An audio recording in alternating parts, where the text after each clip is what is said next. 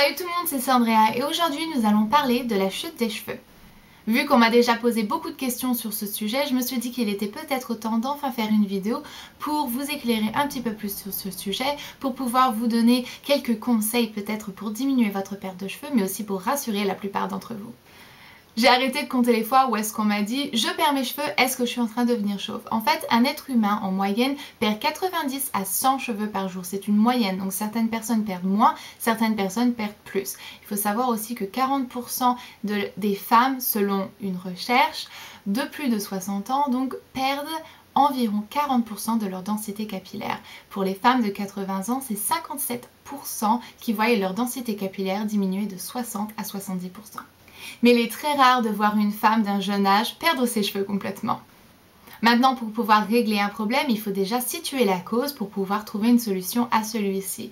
Donc voici 4 des raisons pour lesquelles on pourrait perdre ses cheveux. Premièrement, c'est l'hérédité, c'est dans les gènes, c'est dans votre famille. Vos parents ou vos grands-parents ont des problèmes de calvitie et donc c'est pour ça que ça pourrait vous arriver à vous. Maintenant, je vous rassure, chez les femmes, c'est moins commun et en plus de ça, c'est beaucoup moins commun si jamais on est très jeune. Deuxièmement, c'est un brusque changement hormonal, donc ça peut être causé par une pilule ou par la ménopause.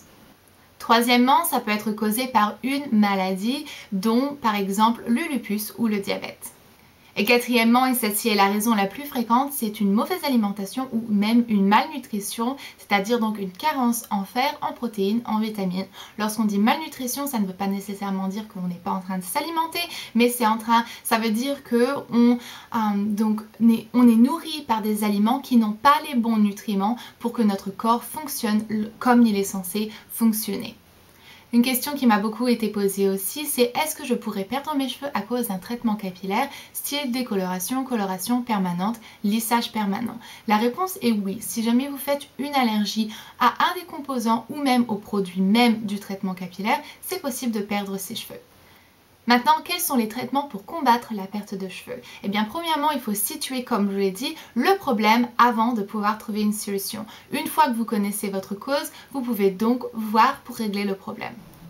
Si jamais le problème de perte de cheveux est héréditaire ou vient du changement hormonal ou alors d'une certaine maladie, c'est un peu plus compliqué à traiter ce problème. Je vous recommande d'aller voir un professionnel, donc soit votre docteur, votre médecin ou même votre dermatologue parce que moi, ça sort vraiment complètement de mes compétences.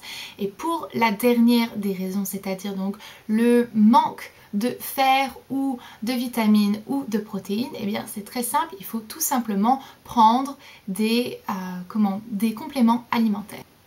Maintenant, il faut faire toujours attention avec les compléments alimentaires parce que c'est pas non plus très bon d'avoir trop de vitamines ou de fer ou de protéines dans notre corps. Une chose que je vous recommande, c'est d'aller faire une prise de sang pour bien voir exactement ce qui vous manque. C'est possible que ça soit juste une question de fer ou de vitamines ou de protéines. Une fois que vous avez situé quels nutriments il vous manque dans votre organisme, vous pouvez donc combler le manque soit en ingurgitant des compléments alimentaires ou soit en vous nourrissant un peu plus soit de protéines, de fer, donc c'est-à-dire tout ce qui est lentilles et graines, quinoa et tout ça, ça c'est bourré de fer.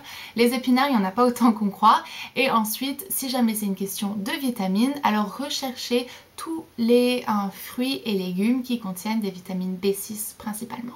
Une chose qu'on m'a beaucoup demandé aussi, c'est est-ce qu'il existe des shampoings ou des soins qui activeraient la pousse des cheveux et donc qui nous permettraient d'avoir des cheveux plus longs plus vite. Si jamais je connaissais un tel produit, je peux vous dire que je serais en train de danser avec et que je vous en aurais déjà parlé depuis bien longtemps. Honnêtement, moi je n'en connais pas et je ne pense pas que ça existe réellement ou qu'il ne fonctionne. Je pense qu'il ne fonctionne sûrement pas réellement parce que sinon tout le monde en aurait un parce que tout le monde en parlerait et tout le monde l'essayerait et tout le monde serait satisfait, donc on le saurait déjà depuis longtemps. Par contre, il y a quelque chose que vous pouvez faire et c'est des bains d'huile. Personnellement, je vais vous recommander donc soit l'huile de coco ou l'huile d'argan et l'appliquer à même la racine de vos cheveux, ce qui ira nourrir votre bulbe directement à la racine pour essayer d'activer la pousse de vos cheveux. Moi, c'est ce que personnellement je fais et je vois vraiment une différence dans la pousse de mes cheveux mais aussi dans dans le fait que mes cheveux sont beaucoup moins sensibles et sont beaucoup plus résistants.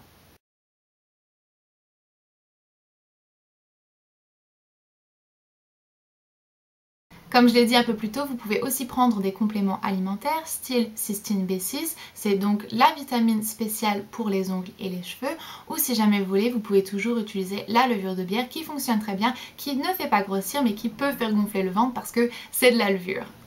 Et donc une dernière chose que moi je connais sur ce sujet, c'est qu'il y a aussi donc des ampoules de chez Rune-Furterer qui s'appellent le RF80 que vous pouvez casser et que vous appliquez directement à la racine de vos cheveux. Celle-ci active la pousse et aussi renforce votre cheveu de l'intérieur.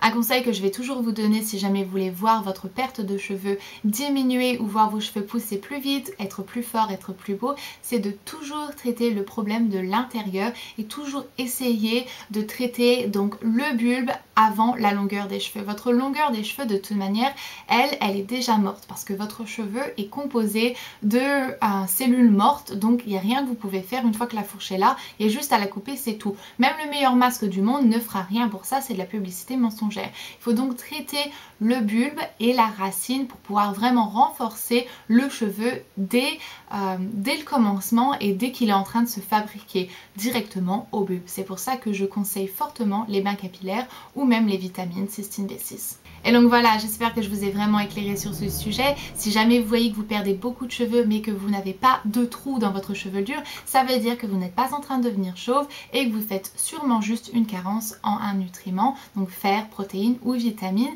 Si jamais vous commencez à avoir des trous dans votre chevelure, je pense que vous n'avez plus besoin de mes conseils et qu'il est temps d'aller voir un professionnel, donc dermato ou même votre médecin traitant. Et donc voilà, j'espère que je vous ai aidé. Je vous verrai mercredi dans ma prochaine vidéo où est-ce que je vous montrerai un tutoriel transformation de t-shirt.